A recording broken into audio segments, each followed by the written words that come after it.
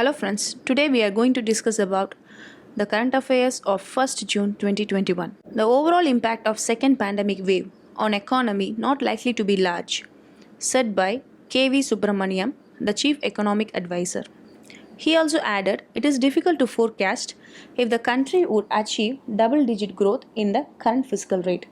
The economic survey of 2020 to 2021 released in Jan of this year projected the GDP growth as 11% during the current fiscal year that is ending in March 2022. He added to predict exact growth number that the country may achieve as the path of pandemic remains uncertain. Overall economic impact of the second wave is not likely to be large. On inflation, he said it is expected to be range bound and should not exceed the prescribed level, and added food grains production is projected to be at recorded level this fiscal year. Expectations of normal monsoon. The national income estimates by the National Statistical Office said that GDP is contracted to 7.3% in 2020 to 2021. As now, the GDP has its recorded growth as 1.6%. GDP of 2019 to 20 prior to the COVID-19 pandemic was just 4%. The first half of the pandemic is technically recession and the second half is positive growth of this year. The GVA, which is a gross value added in the economy, shrank to 6.2% compared to the 4% of rise in previous year. Only two sectors have reached this high level, like agri, forestry, fishing, which rose up to 3.6%, whereas the electricity, gas, water supply and utility services have reached 1.9 positive growth. GVA from hotel, transport, communication, broadcast declined to 18.2%. Mining, construction, manufacturing is also got its negative growth. The GDP contracted to 24.4% from April to June 2020, and in second quarter it shrunk to 7.4%. Returned to the positive territory in the September to December. That it is growth. It has shown the growth of 0.5%. It is the current status GDP and GVP of our country. That is the fourth quarter, second half. We are moving to the next topic. Supreme Court backs for one price for vaccination across the country. Court doubts about the centre's deadline for completing the immunization, as the government said on Monday that it claimed that it will inoculate the entire eligible population by 2021 at the end of this year. Supreme Court barraged with question about the efficiency of its policy, which was given by the government, which allows the center to produce just 50% of the vaccines while leaving the states to buy their own. The court also challenges the differential vaccinating prices. There need to be one price for COVID Shield and another price for Covaxin. As well as it is asking the question whether the CoWIN portal, the registration of COVID-19 vaccine, where illiterates cannot register as it is disappearing, it's a blink of an eye. So how the illiterates are going to register? So the court asked the government to understand the digital India's ground reality here. Difference in vaccine price between the center and state is also a major issue, as the center purchased the vaccine with a rupees of 150 per dose, whereas the state purchased the vaccine for 300 rupees per dose. Why even Covaxin and COVID Shield are different in price? According to the Article 1 of our Indian Constitution, says Bharat is a union of states. If Constitution follows the federal rule, then why not the government only procure the vaccine and distribute them? This is a question actually asked by Supreme Court to the government. So let us move on to the third topic. So Justice A.K. Misra to head the National Human Rights Commission.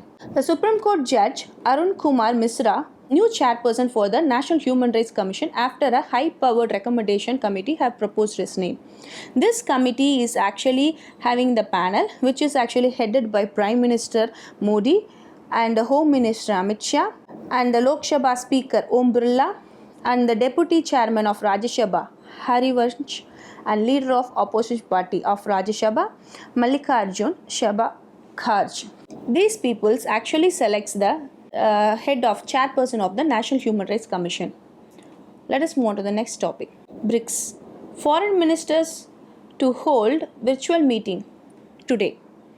Boosting the cooperation in effective dealing with the COVID virus pandemic is expected to figure prominent at virtual meet of foreign ministers of India, China and other 3 members of BRICS. Also, we'll discuss the need for reforming the multilateral system ways to enhance cooperation in the countering terrorism, said the Minister of External Affairs. This time, India is hosting the chair for BRICS. That the External Affairs Minister Jai Shankar is hosting the chair, whereas the other countries as a members. This is the third time India is actually hosting, like in 2012, 2016 and now 2021. The theme of the BRICS is BRICS at 15, intra-BRICS cooperation for continuing consolidation and a consensus. BRICS 5 largest developing countries. BRICS is the basis of 5 largest developing countries, for which consist of 41% of population and 24% of global GDP and 16% of global trade. That is 41% of population. Foreign ministers of bloc first met in 2006. The first BRICS summit is held in 2009. The New Development Bank is also one of the innovations of BRICS, which is actually funding projects for infrastructure and sustainable development for the BRICS country. 76 projects have been assigned by BRICS under the cost of $26 billion. So it is one of the good achievements of BRICS against the UN. So here is a theme of the BRICS. There is a good news that China wants to increase its birth rate. So it allows the couples to have the third child. Initially, there is a rule that third child are not allowed in China, but now they are allowing the third child. It is also planning to raise its retirement age to keep the more people in the working force and to improve pension and health service for the elderly people. So I hope in future China will respect the peoples like India. So let us move on to the next topic. Japanese companies to develop chip making technology with TSMC, that is a Taiwan company.